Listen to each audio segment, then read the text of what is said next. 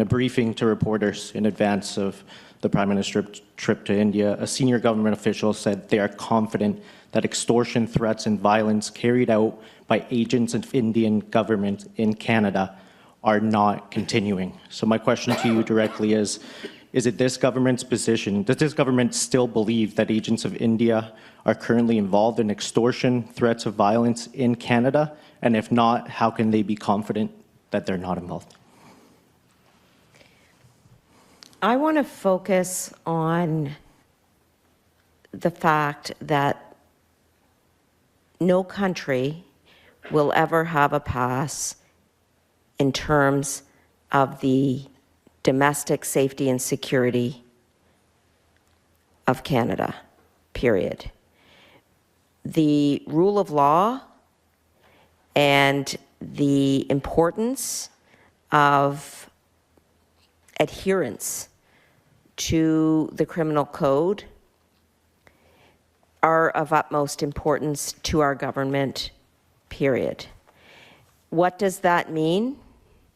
It means that in terms of the enforcement of the criminal law, you mentioned extortion, but there are many other provisions in the Criminal Code of Canada that the RCMP and police forces take extremely seriously.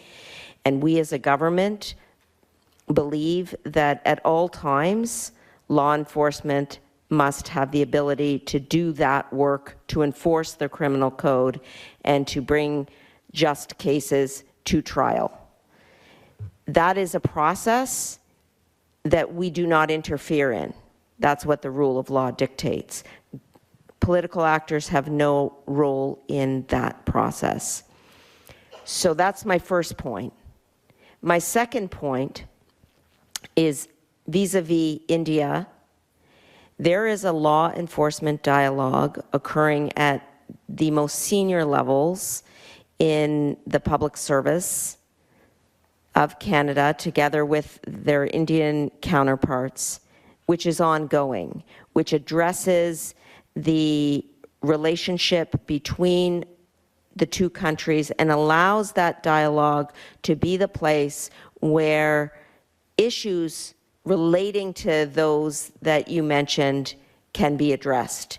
And that law enforcement dialogue has already begun in 2025 and will continue in 2026 and beyond.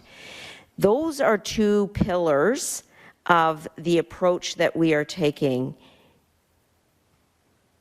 right now and going forward in our bilateral relationships with India and other countries.